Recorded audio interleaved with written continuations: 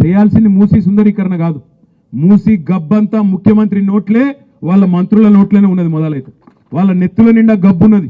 దిక్కుమాలిన మాటలు, దిక్కుమాలిన ఇష్టం వచ్చిన రోత ఉట్టించే మాటలు, మామూలు మనుషులు మాట్లాడే మాటలు కూడా కాదు.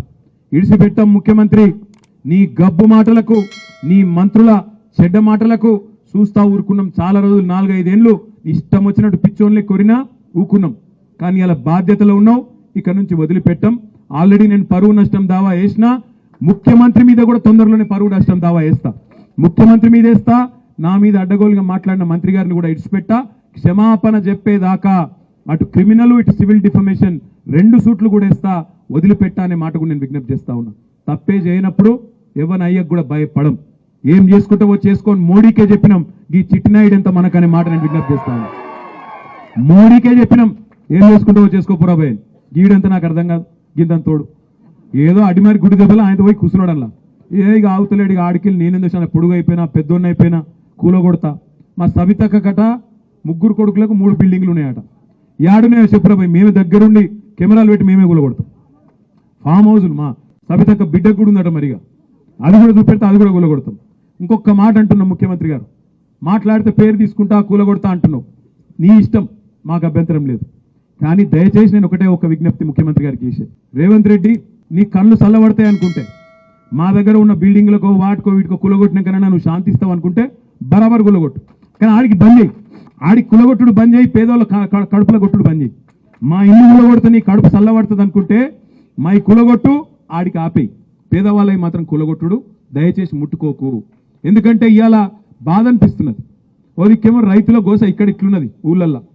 హైదరాబాద్ పోతేనేమో ఆ మూసికాడికి పోతే పాపం 30 ఏళ్ళు 40 ఏళ్ళు 50 ఏళ్ళకేంచి వాళ్ళని ఇవాళ ఆక్రమణదారులు అంటాడు ఒకడు, కబ్జాదారులు అంటాడు ఒకడు. అరే నువ్వే ఇచ్చినావు కదా రాబోయ్, నువ్వే కాగితాలు ఇస్తువి, నువ్వే వాళ్ళకి రిజిస్ట్రేషన్ చేస్తువి, నువ్వే బిల్డింగ్ పర్మిషన్ ఇస్తువి, నువ్వే 40-50 ఏళ్ళకెళ్ళి వాళ్ళతోని గర్పట్టి కట్టించుకోబడుతుంది, 40-50 ఏళ్ళకెళ్ళి మున్సిపల్ నీళ్ల పన్ను కట్టించుకోబడుతుంది. అన్ని పైసలు ఇన్ని రోజులు దొబ్బి తిన్నదేమో గవర్నమెంట్. ఇప్పుడేమో వాళ్ళు పేదవాళ్ళందరినీ పట్టుకొని ఇగో వీళ్ళు గరీబ్ గాళ్ళు, వీళ్ళకి ఏ దిక్కు లేదు, బుల్డోజర్ పంపిస్తా, కులగొడతా, వీళ్ళు కబ్జాకోర్లు, అది ఇదని మాట్లాడుతూ ఉన్నాడు. నేను అడుగుతా ఉన్నా రేవంత్ రెడ్డి, మూదాలు నిజంగానే నీకు చిత్తశుద్ధి ఉంటే రెడ్డికుంటలో, కొడంగల్లోని రెడ్డికుంటలో ఎక్కడనైతే నీ సొంత ఇల్లుందో అది కూడా కుంటలనే ఉంది, దమ్ముంటే దాన్ని గూలగొట్టి పేదవాళ్ళ మీదకి రా అని చెప్పి నేను సవాల్ చేస్తా ఉన్నా. మీ అన్నగారు తిరుపతి రెడ్డి, ఆయన ఇల్లు దుర్గం చెరువు FPL ఉంది, మూలాలు దాన్ని గూలగొట్టు, దమ్ముంటే గివి గూలగొట్టు. నీకు అంతా ఇంకా కడుపు మంట చల్లారకపోతే మాకేమన్నా ఉంటే మాయి కూడా గూలగొట్టు, కానీ పేదవాళ్ళ ఇళ్ళ మీదకి పోకు అనే మాట నేను ఆయనకు విజ్ఞప్తి చేస్తా ఉన్నా. నీకు పైసలు కావాలి, కమిషన్లు కావాలి, రాహుల్ గాంధీకి పంపాలి, కుర్చీ కాపాడుకోవాలి. మాకు నీ బాధ అర్థమవుతుంది. నీకు అంతగానం పైసలు పిచ్చి ఉంటే 4 కోట్ల మంది తెలంగాణ ప్రజలం చందాలు వేసుకుంటాం, గణేష్కు చందాలు వేసుకున్నట్టు చందాలేసి నీ మొఖాన కొడతాం. కానీ పేదవాళ్ళ కడుపు కొట్టుడు బంద్ చేయనమాట. చందాలు ఇయ్యరాయండి మీరు కందుకూరులో, 5-10 రూపాయలు ఎక్కువేం కాదు. రేవంత్ రెడ్డికి 5-10 రూపాయలు ఇచ్చి ఢిల్లీ వాళ్ళ కమిషన్లు పంపుకో, నీ కుర్చీ కాపాడుకో అని చెప్పి అవసరమైతే 4 కోట్ల మంది జోలే పట్టి చందాలు అడుక్కొని ఢిల్లీకి కప్పం కట్టాలి కదా మరి ముఖ్యమంత్రి పదవి కాపాడుకోవాలంటే. అందుకే ఈ పనులన్నీ చేస్తున్నాడు. నేను ఒకటే మీ అందరికి కూడా చేసే విజ్ఞప్తి, మనం గట్టిగా ఉన్న రోజులు రేవంత్ రెడ్డి ఏమనుకుంటుండంటే ప్రజలు పిచ్చోళ్ళు ఇలా అన్ని మర్చిపోతారు, మొదటి సంవత్సరంలో ఇవాళ లొలి పెడతారు, మళ్ళీ ఆఖరి సంవత్సరంకి వచ్చే వరకు మళ్ళీ నేను తీయటి పుల్లటి మాటలు చెప్తా, మర్చిపోతారు. ఆయనతో పోయినసారి తులం బంగారం అన్నా, ఈసారి మా ఆడపిల్లలందరినీ కలిసి ఆయన 10 తులాల బంగారం ఇస్తా అని చెప్తా, నమ్ముతారు. ఆయనతో మళ్ళీ నాకే గుద్దుతారు అనుకుంటాను.